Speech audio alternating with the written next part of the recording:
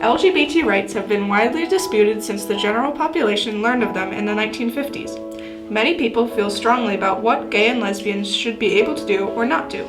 Politicians take sides, communities rally. Everyone has something to say about it.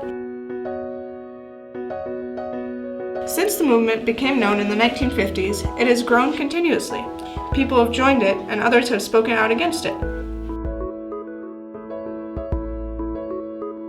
But are LGBT individuals and couples entitled to the same rights as heterosexual people?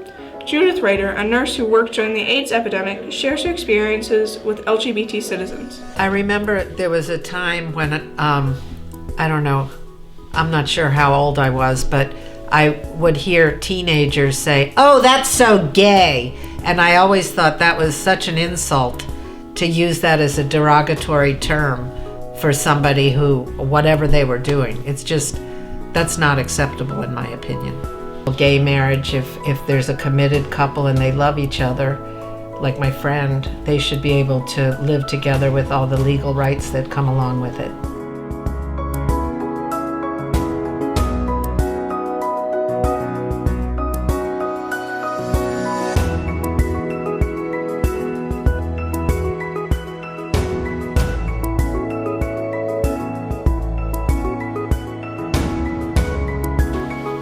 I'm Hayden Abrahams. I'm in 8th grade and I go to Eastern Middle School. I am gay. Also, I'm part of the school GSA, the Gay Straight Alliance. And and I also just have great support for others who are LGBTQ. And I was walking around in the town of Lyon and I saw a Boston Terrier puppy. And that's my favorite kind of dog. So I fell to my knees and I was saying, "Oh, it's my favorite kind of dog." And I was saying it in French with an American accent. So the owner of the dog asked me if I was American in French. And I said yes. And he said, "Me too." So anyway, I made friends with him. He was the principal violinist in the opera of the ballet in Lyon. And he had a partner, and my husband and I became very friendly. They lived in our neighborhood.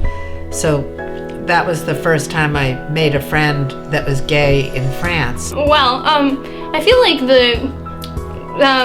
it's made a lot more difficult to be gay, and we are at a disadvantage societally,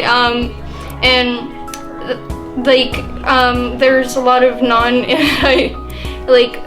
work that could be done with anti-discrimination laws. In fact, this topic was so popular that it was a key factor in this year's election.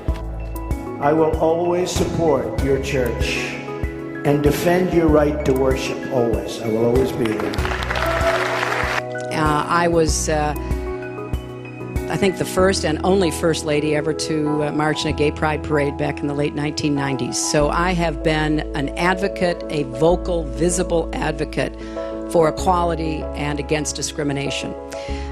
Yes, my views did evolve, and I think most people my age would say the same thing. There might be some exceptions, but largely because of my strong opposition to discrimination of any sort and my personal relationships with a lot of people over the years, I certainly concluded that marriage equality should be the law of the land. The primary reason that most people cite is why they hate the gay community is their religion.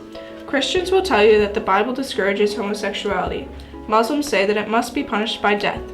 Whatever the case, some say that they can never accept the LGBT community because of their religion. Good morning. I'm going to run right up the middle with this, and I am truly independent. I'm gay, and I'm born again. I'm a born-again Christian.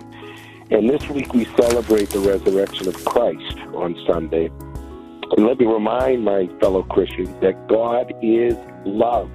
He does not care about body parts. He wants us to manifest love. God is not religion. We have thousands of religions around the world. Matter of fact, God despises religion unless we start a religion on teaching love. Because Christians shouldn't be forced to go against their belief against the Bible. People say, that guy called in a while ago and said he was a a homosexual, and he said that it was okay to be that way. He's absolutely wrong. The principals are well intended, but they're just not quite sure what to do, and I think this guidance will absolutely help school districts across the country work with families who have kids who are transitioning. Yes, Professor. I have a question. States do have rights to ban marriages between relatives. In other words, a son cannot marry his mother, a father can't marry his daughter. So if the states have the right to do that, why can't they ban same-sex marriage? If you redefine marriage to include same-sex couples, you must permit adoption by same-sex couples. The question of sexuality may not be resolved anytime soon, but it will continue to be debated by many.